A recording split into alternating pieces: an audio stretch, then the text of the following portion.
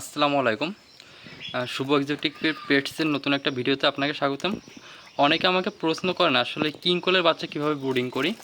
আসলে এভাবে তো অনেকে আর কি পানির ভিতরে পড়ে মারা যায়, তারপরে তো ঠিকমতো খাবার খেতে পারে না, সঠিক তাপমাত্রা হতে পারে না। আসলে অনেক ধরনের সমস্যা অনেকের সম্মুখীন হতে হয়। আসলে কীভাবে আমি কিং কোল পালন করি সেটা দেখেন। আসলে আমি একটা ফ্রিজের ভিতরে আসলে পানি দিয়েছি, আর সাইডে একটা বাটি দিয়ে উপরে বাটি দিয়ে দিয়েছি, যাতে করে ওর ভিতরে যাতে করে ওরা যেন পানিতে পড়ে না যায়। এবং সাইডে কিন্তু পানি আছে, ওই সাইডে একটু ফাঁকা জায়গা আছে, ওইখানে একটু পানি আসে, ওই পানিগুলো ওরা খায়। আর এদের স্টার্টার যে ফিডটা আছে ওইটা আমি পাউডার করেছি, প্রথমে শিলে বেটে এটাকে পাউডার করে ফেলছি। পাউডার করে ফেলে এদের দিচ্ছি, এটা এরা খেতে পারে। এরা আসলে স্টার্টার যে সোনালী মুরগি স্টার্টার এত পরিমাণে ছোটো, আসলে ওইভাবে খেতে পারে না। আর এখন তো অতিরিক্ত গরম, যে কারণে আসলে হিট বাল্ব 25 ওয়াটের একটা বাল্ব দিয়েছি, এটাই ওরা ভালো আছে।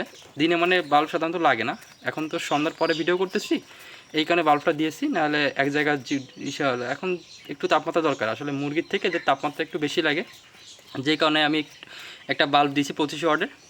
আর এবং মাসাল্লাহ কিন্তু এটা খুব ভালো আছে। এদের বয়স আজকে হচ্ছে আপনার 2 দিন বয়স হচ্ছে এদের। এরা কিন্তু খাবার পানি খাওয়া শিখে গেছে, এখন মোটামুটি খাবার পানি খাওয়া শিখে গেছে।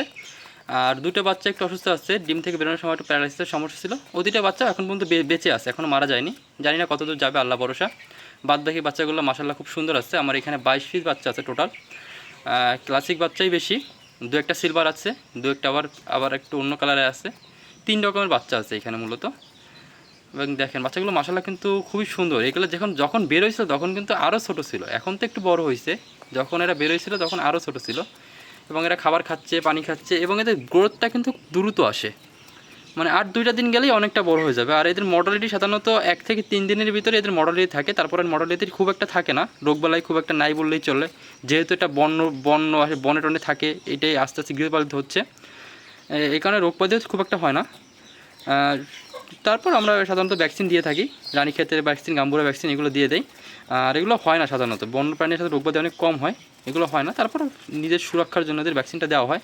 এবং পাউডারটা দেখেন একেবারে এক্সট্রা ফিট টাইম পাউডার করে ফেলছে, পাউডার করে খাবার খাইতে দিচ্ছি। আর পানিটা দেখেন, পানিতে কিন্তু ওরা পানি খাবে, কিন্তু পানির ভিতরে পড়বে না। আর এইভাবে আপনারা চাইলে যে কোনো ছোটো ধরনের বাচ্চা ব্রিডিং করতে পারেন, যে কোনো কোয়েলের বাচ্চা। আমি তো শুধুমাত্র ফেন্সি আইটেম যেহেতু কিং কোয়েল ব্রিডিং করতেছি, আপনারা চাইলে যে কোনো ধরনের কোয়েলের বাচ্চা এভাবে ব্রিডিং করতে পারেন।